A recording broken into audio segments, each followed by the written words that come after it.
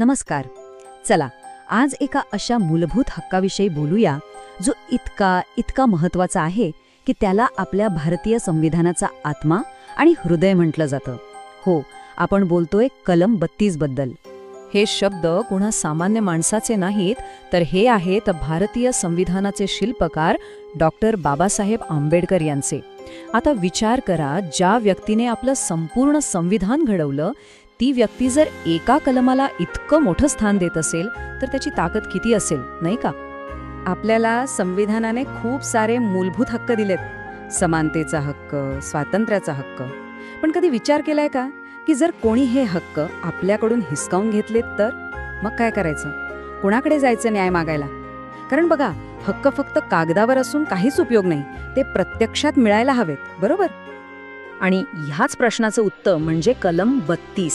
हे आपल्या हक्कांसाठी एक प्रकारे इमर्जन्सी नंबर सारखा आहे. जसं आपण मदतीसाठी 112 डायल करतो ना, अगदी तसंच. जेव्हा आपल्या मूलभूत हक्कांवर गदा येते तेव्हा कलम 32 आपल्याला थेट सर्वोच्च न्यायालयात जाण्याचा मार्ग मोकळा करून देतं. ओके, चला तर मग यात अजून खोलवर जाऊया. आपण पाहणार आहोत की संविधानाचा आत्मा आणि हृदय नेमकं काय आहे, हे हक्क प्रत्यक्षात कसे काम करतात, कलम 32 ची ताकद काय आहे, ते 5 शक्तिशाली आदेश म्हणजे रिट्स कोणते आहेत, आणि सगळ्यात शेवटी हा अधिकार आपल्यासाठी इतका महत्वाचा का आहे. चला तर मग सुरुवात करूया आपल्या पहिल्या भागापासून, संविधानाचे हृदय आणि आत्मा. तर कलम 32ला संवैधानिक उपचारांचा अधिकार असंही म्हणतात. आता हे नाव जरा जड वाटेल, पण याचा अर्थ खूप सोपा आहे. याचा अर्थ, जेव्हा आपल्या इतर कोणत्याही मूलभूत हक्काचं उल्लंघन होतं तेव्हा हा हक्क आपल्याला थेट सर्वोच्च न्यायालयाचं दार ठोठावण्याची गॅरंटी देतो. आणि सगळ्यात भारी गोष्ट काय माहितीये? हा स्वतःच एक मूलभूत हक्क आहे, म्हणजे हा हक्कच कोणी नाकारू शकत नाही. आता हे सगळं कायद्याच्या भाषेत थोडं किचकट वाटू शकतं, पण हे प्रत्यक्षात कसं काम करतं हे समजून घेण्यासाठी चला एका सामान्य माणसाची गोष्ट पाहूया. कल्पना करा की रमेश नावाचा एक साधा शेतकरी आहे. त्याला पोलिसांनी अटक केली आहे, पण कोणत्याही ठोस आरोपाशिवाय किंवा त्याला कोर्टात हजर न करता. म्हणजे ही एक बेकायदेशीर अटक आहे. त्याचं कुटुंब पूर्णपणे हवालदिल झालंय. आजूबाजूचे लोक, नातेवाईक सगळे म्हणतात, अरे सरकारशी कोण भांडणार, आशा सोडून द्या. सगळीकडे एक प्रकारची निराशा आणि हतबलता पसरलेली आहे. पण रमेशच्या मुलाला कलम 32 बद्दल माहिती होती. त्याला माहित होतं की अजून एक मार्ग आहे, एक आशेचा किरण आहे. तो कुठेही गेला नाही. तो थेट सर्वोच्च न्यायालयात गेला आणि त्याने एक याचिका दाखल केली. आणि मग बघा काय झालं. सर्वोच्च न्यायालयाने हेबियस कॉर्पस नावाचा एक शक्तिशाली आदेश म्हणजेच रिट जारी केला. पोलिसांना एकदम स्पष्ट आदेश दिला गेला की रमेशला 48 तासांच्या आत न्यायालयासमोर हजर करा. आणि याचा परिणाम, रमेशची सुटका झाली. विचार करा, एका सामान्य माणसाला देशाच्या सर्वोच्च न्यायालयाकडून न्याय मिळाला. हे फक्त आणि फक्त कलम 32 मुळे शक्य झालं. ही आहे या अधिकाराची खरी ताकद. तर मग प्रश्न हा आहे की ही एवढी प्रचंड ताकद येते कुठून?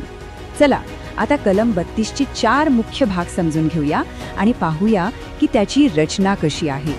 पहिला भाग म्हणजे न्यायालयात जाण्याचा अधिकार, जो स्वतःच एक मूलभूत अधिकार आहे. दुसरा भाग म्हणजे रिट्स जारी करण्याचा अधिकार, ज्याद्वारे सर्वोच्च न्यायालय 5 प्रकारचे शक्तिशाली आदेश देऊ शकतं.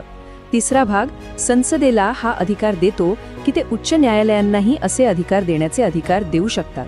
आणि चौथा भाग सांगतो की राष्ट्रीय आणीबाणीच्या काळात राष्ट्रपती हा अधिकार स्थगित करू शकतात. पण लक्षात ठेवा, कलम 20 आणि 21 अंतर्गत असलेले अधिकार कधीही स्थगित होत नाही. आता यातला सगळ्यात महत्त्वाचा भाग म्हणजे ते 5 आदेश, ज्यांना रिट्स म्हणतात. हे नागरिकांच्या हातातलं एक शक्तिशाली टूल किट आहे. चला हे टूल किट कसं काम करतं ते पाहूया. हे आहेत ते 5 रिट्स. हेबियस कॉर्पस म्हणजे व्यक्तीला हजर करा, जे रमेशच्या केसमध्ये वापरलं गेलं. मॅन्डमस म्हणजे आम्ही आदेश देतो, जेव्हा एखादा सरकारी अधिकारी आपलं काम करत नाही तेव्हा याचा वापर होतो. प्रोहिबिशन म्हणजे थांबवा, जे खालच्या न्यायालयाला त्याच्या अधिकार क्षेत्राबाहेर जाण्यापासून रोखतं.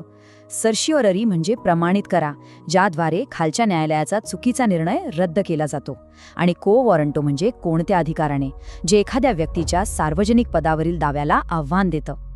आणि आता आपण आलो आहोत शेवटच्या पण सगळ्यात महत्त्वाच्या भागाकडे. हा अधिकार इतका महत्त्वाचा का आहे? तो आपल्या हक्कांचा अंतिम संरक्षक कसा बनतो? इथे एक खूप इंटरेस्टिंग गोष्ट आहे. कलम 32 आणि कलम 226 यातला फरक समजून घेतला पाहिजे. बघा, कलम 32 आपल्याला थेट सुप्रीम कोर्टात जायची परवानगी देतं, पण फक्त आणि फक्त मूलभूत हक्कांसाठी. दुसरीकडे कलम 226 आहे, जे आपल्याला हायकोर्टात जायचा मार्ग दाखवतं आणि त्याची व्याप्ती अजून मोठी आहे. त्यात मूलभूत हक्कांसोबतच इतर कायदेशीर हक्क पण येतात. पण ह्यातला मूळ फरक काय आहे? तर कलम 32 हा स्वतःच एक मूलभूत हक्क आहे, तर कलम 226 हा एक घटनात्मक हक्क आहे.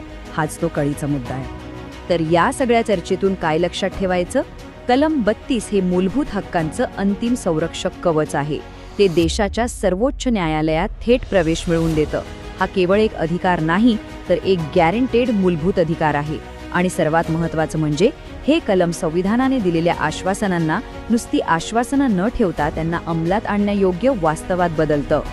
चला, पुन्हा एकदा डॉक्टर आंबेडकरांच्या शब्दांकडे येऊया. ते म्हणाले होते, जर हे कलम नसतं तर हे संविधान निरर्थक ठरलं असतं.